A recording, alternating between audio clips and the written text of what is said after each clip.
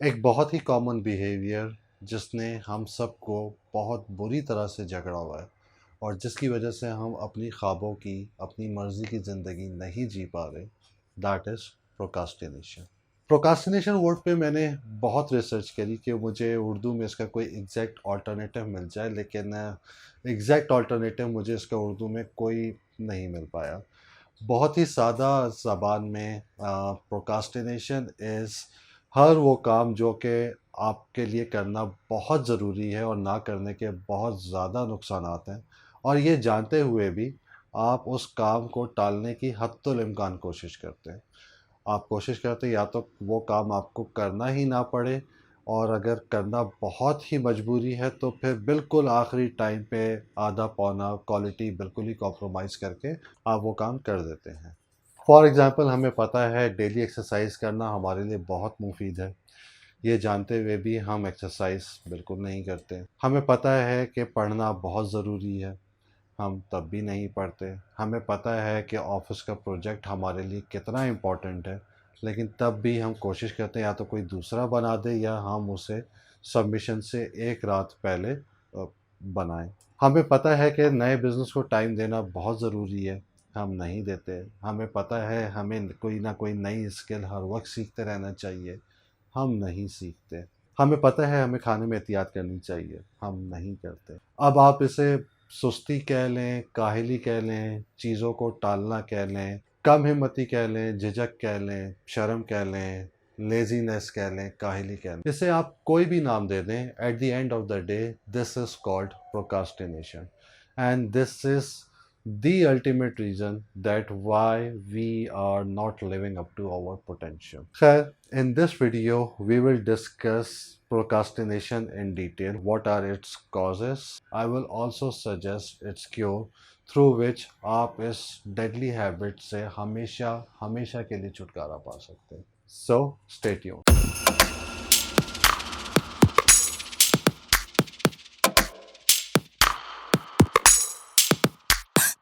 काश मैं सिंगर बन जाता, काश मैं क्रिकेटर या फुटबॉलर बन जाता, काश ए लेवल में मेहनत करके ज़्यादा नंबर्स ले आता, काश मैं इंजीनियरिंग कर लेता या डॉक्टर बन जाता, फलाना कोर्स कर लेता, फलाना प्रोजेक्ट पकड़ लेता, कनाडा की इमिग्रेशन अप्लाई कर देता, काश मैं ज़्यादा मेहनत कर लेता, काश मैं उस लड़की को प्रपोज कर देता। इस तमाम गिल्ट, इस नदामत की वजह सिर्फ और सिर्फ प्रोकास्टिनेशन है। But before we get into the causes and cure of this deadly habit, एक चीज़ इस्टेब्लिश करना बहुत ज़रूरी है, और वो ये कि अपने आप को कोसना, कम हिम्मत, कमज़ोर समझना या कोई गिल्ट रखना या अपने आप को बुरा भला कहना, ये तमाम आदतें आप बिल्कुल छोड़ दें। अपने आप को आप बिल्कुल ऐसे ही ट्रीट करें, अपने आप को ऐसे ही मशवरा दें जैसे आप अपने बहुत अजीज़ दोस्त, अपने छोटे भाई या अपने बच्चों को देते हैं। हमारे जहन में ना सॉर्ट ऑफ एक डिफ़ॉल्ट सिस्टम बन चुका है हमारी सोसाइटी की ही वजह से, कि जब भी हम किसी दूसरे को मशवरा दे रहे होते हैं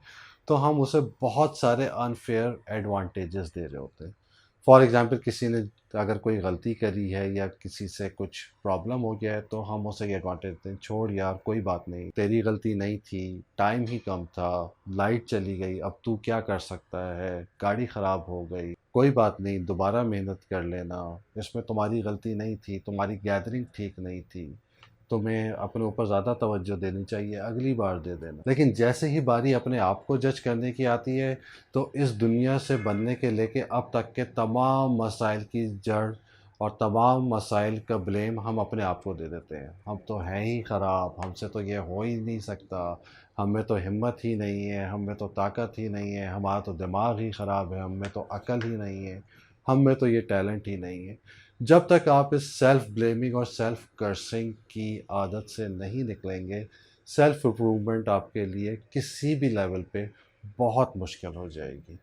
और जब बात प्रोकास्टिनेशन की आ जाती है तो procrastination is very very common habit.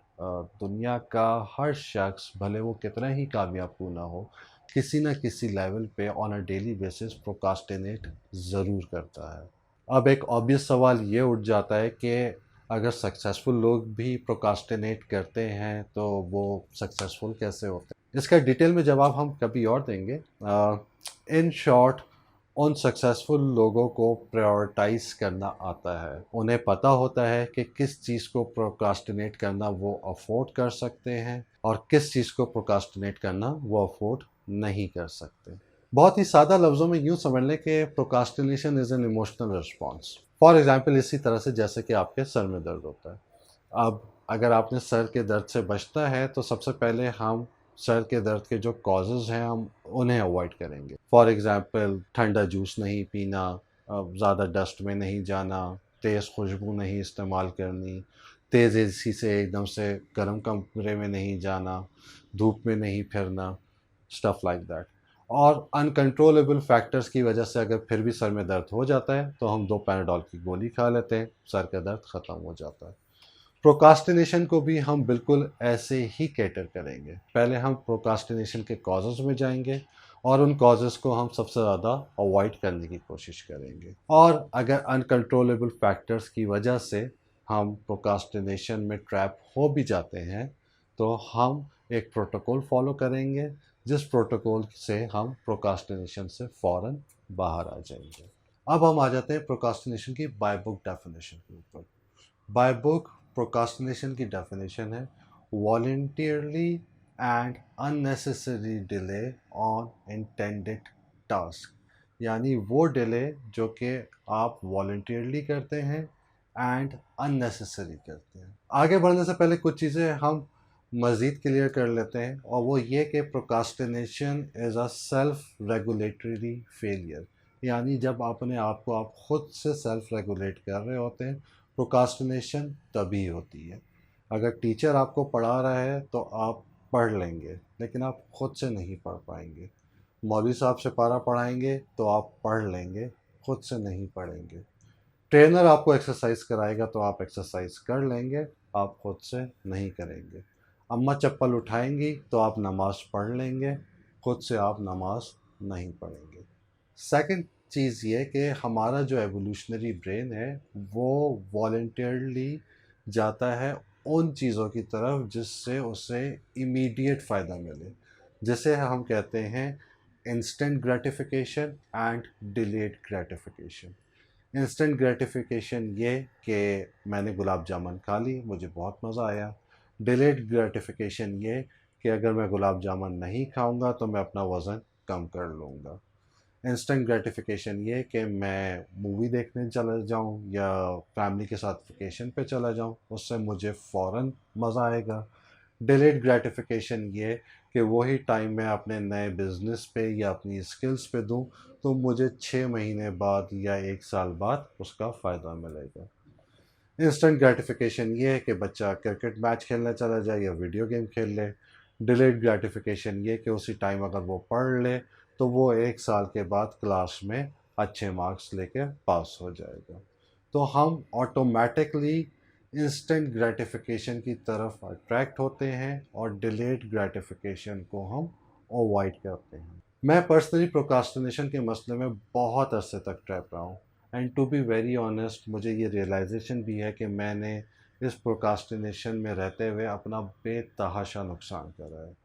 However मैंने इस प्रोक्रास्टिनेशन के टॉपिक के ऊपर बहुत रिसर्च करी, और तकरीबन कम अज़ कम भी अगर ज़्यादा नहीं तो मैं सिर्फ प्रोक्रास्टिनेशन के ऊपर 2 दर्जन से ज़्यादा किताबें पढ़ चुका हूँ, और अब मैं अपना एक चीट कोड डेवलप कर चुका हूँ जिसकी वजह से अल्हम्दुलिल्लाह अब मैं प्रोक्रास्टिनेशन के ट्रैप में कभी भी नहीं फंसता। सबसे पहले हम आ जाते हैं प्रोक्रास्टिनेशन के कॉजेज़ के ऊपर कि क्या वो वजूहात हैं जिसकी वजह से हम कोई भी काम करना अवॉइड करते हैं। नंबर 1 कॉज होता है फियर ऑफ फेलियर, कि ये काम हम करेंगे, बिला वजह में हम मेहनत कर रहे हैं, पता नहीं हम इसमें कामयाब हो पाएँ या ना हो पाएँ। इस सवाल का सबसे बेहतर रिस्पॉन्स यही है कि कामयाब होना आपके लिए बहुत ज़रूरी है, और कामयाब होने के बेतहाशा फ़वाइद हैं। और उस कामयाबी के लिए एट दिस गिवन मोमेंट जो काम आप कर सकते हैं वो ये कि जो भी कामयाबी के लिए गिवन टास्क आपने अभी अंजाम देने हैं वो आप दें। आगे के काम आप आगे देखेंगे। जिस तरह से आपने इस चैलेंज को जो कि मौजूदा अभी आपके सर पे, आपने उसे अच्छी तरह से सर अंजाम दे दिया, आप आगे के चैलेंजेस भी इसी तरह से बहुत अच्छे तरीके से उन्हें भी टैकल कर लेंगे। सेकंड प्रॉब्लम आता है अनक्लियरिटी ऑफ ऑब्जेक्ट। ये चीज़ बच्चों में सबसे ज़्यादा होती है। बच्चे को यही नहीं समझ में आता कि वो पढ़े क्यों। अगर वो मैथ्स में अच्छे नंबर ले भी आएगा तो उसकी ज़िंदगी में क्या फ़र्क आ जाएगा। कायदे आज़म के 14 नुकात अगर मुझे बहुत अच्छी तरह से याद हो भी गए तो मुझे कितनी रकतों का सवाब मिल जाएगा। ये एक अनक्लैरिटी ऑफ ऑब्जेक्टिव हमेशा आपको मुश्किल काम करने से रोकती है। सो इट्स बेटर कि जो भी आप काम कर रहे हैं उसकी आपको कंप्लीट क्लैरिटी होनी चाहिए कि ये काम करने से आप क्या फ़ायदे हासिल करेंगे या किन नुकसानात से आप बच पाएंगे। Third thing is overwhelmness. जो काम आप करना चाह रहे हैं वो इतना कॉम्प्लेक्स है या इतना मुश्किल है कि आपको समझ में नहीं आ रहा आप स्टार्ट कहाँ से करें, या आपको वो काम स्टार्ट करने की हिम्मत ही नहीं हो रही। इसका सबसे अच्छा हैक ये है कि आप एक बड़े टास्क को छोटे छोटे डिफरेंट टास्क में आप डिवाइड कर लें और एट द मोमेंट सिर्फ उस छोटे टास्क पे फोकस करें। फॉर एग्ज़ाम्पल, आपने ऑफिस के लिए या अपनी यूनिवर्सिटी के लिए एक 150 पेज की रिपोर्ट बनानी है, तो डोंट फोकस ऑन कि आपने एक 150 पेज की आपने एक कॉम्प्रिहेंसिव रिपोर्ट बनानी है। फोकस ऑन उस 150 पेज की रिपोर्ट में मैंने 6 चैप्टर्स लिखने हैं। पहला चैप्टर इंट्रोडक्शन है, सेकंड चैप्टर एग्जेक्टिव समरी है। तो सबसे पहले आप फोकस करें सिर्फ इंट्रोडक्शन के ऊपर और अपना टास्क ये बनाएं कि आपने इंट्रोडक्शन लिखना है। जहन में आप बिल्कुल भी ये ना लाएं कि आपने एक 150 पेज की रिपोर्ट लिखी है। लास्ट जो कॉमन कॉज है वो है unfavourable form and unfavourable environment. Unfavourable environment से मेरा मतलब ये है कि अगर आप एक खुली बस में W11 में बैठे हुए तो उसकी छत पे बैठ के अगर आप अपना असाइनमेंट बनाने की कोशिश करेंगे तो ऑब्वियसली ना आप असाइनमेंट बना पाएंगे और ना आप असाइनमेंट पे आप फोकस कर पाएंगे। इन अ सिमिलर वे, अगर आप किसी शादी ब्याह के फंक्शन में गए हुए हैं और उधर बैठ के अगर आप एक बिजनेस मीटिंग स्काइप पे अटेंड कर रहे हैं तो ना आप मीटिंग पे फोकस कर पाएंगे ना उस पर्टिकुलर गैदरिंग पे फोकस कर पाएंगे। तो हर काम अंजाम देने के लिए उसकी एक ऑप्टिमाइज्ड इन्वायरमेंट की ज़रूरत होती है। कोशिश करें जो भी काम आपने करना है उसकी मुनासबत से आपको उस काम के लिए ऑप्टिमाइज्ड इन्वायरमेंट मिल पाए। अगर आपने रिकॉर्डिंग करनी है तो आपको स्टूडियो मिल पाए। अगर आपने कुछ पढ़ना है तो आपको लाइब्रेरी या उससे मिलता जुलता इन्वायरमेंट मिल पाए जहाँ पे ज़्यादा शोर ना हो। अगर आपने एक्सरसाइज करनी है तो ऑप्टिमाइज इन्वायरमेंट ये होगा कि आपको एक अच्छा जिम मुहैया हो जहाँ पे आपके कुछ दोस्त या पार्टनर्स हों जिनके साथ आप एक्सरसाइज कर सकें, उन्हें देख के आप मोटिवेट हो सकें, उन्हें हेल्प आउट कर सकें और वो आपको एक्सरसाइज करने में आपकी मदद कर सकें। इसी तरह से अनफेवरेबल फॉर्म, अगर आपके सर में दर्द है, आपको बुखार है तो ऑब्वियसली आपसे नहीं पढ़ा जाएगा। अगर आप किसी भी वजह से परेशान हैं, फैमिली इशू की वजह से, फाइनेंशियल इशू की वजह से या किसी भी प्रॉब्लम की वजह से, तो ऑब्वियसली आप किसी भी पर्टिकुलर इंटेंडेड टास्क पे फोकस नहीं कर पाएंगे। तो आप अपनी फॉर्म पे भी तवज्जो दें। कोशिश करें जब भी आप कोई ज़रूरी काम करना स्टार्ट करें एट दैट गिवन टाइम आप बहुत अच्छी फॉर्म में हो, आप बहुत अच्छा फील कर रहे हो और उस काम की मुनासबत से आपको उसका बेस्ट इन्वायरमेंट अवेलेबल हो। Now I can understand best environment जो है बहुत ही सब्जेक्टिव टर्म है और बहुत सारे लोग ये बहाना बना सकते हैं कि मुझे फ़लाना फ़लाना फैसिलिटी अवेलेबल नहीं है। लेकिन best environment in a given circumstances की हम बात कर रहे हैं। आई कैन अंडरस्टैंड हम में से बहुत सारों को स्टूडियो की फैसिलिटी अवेलेबल नहीं है, हम में से बहुत सारों को लाइब्रेरी की फैसिलिटी अवेलेबल नहीं है, इसी तरह से हम लोगों को रनिंग करने के लिए ट्रेनिंग ग्राउंड की फैसिलिटी अवेलेबल नहीं है। लेकिन इन अ गिवन सिनेरियो जो जो आपके पास बेस्ट पॉसिबल ऑप्शन अवेलेबल है आप उन्हें यूटिलाइज करें और अपने लिए एक बेस्ट एनवायरनमेंट क्रिएट करें। प्रोकास्टिनेशन के कॉजेज़ हमने कवर कर लिए। मैं आपके लिए एक दफ़ा इन्हें फिर रिपीट कर देता हूँ। Number 1 is fear of failure. Number 2 is unclarity of objective. Number 3 is overwhelmness due to very big or a very difficult task. And number 4 is unfavourable form and unfavourable environment. ये 4 causes जो हैं ये मेरे बनाए हुए हैं। Different किताबों में आपको डिफरेंट नंबर ऑफ कॉजेज़ मिलेंगे, लेकिन मैंने काफ़ी सारी किताबें पढ़ के उन्हें समराइज़ करके उन्हें कंक्लूड करके ये 4 पॉइंट्स बना लिए। ये 4 कॉजेज़ आपको जब पता चल गए तो आपने कोशिश करनी है कि इन कॉजेज़ की वजह से आप प्रोक्रास्टिनेशन ना करें।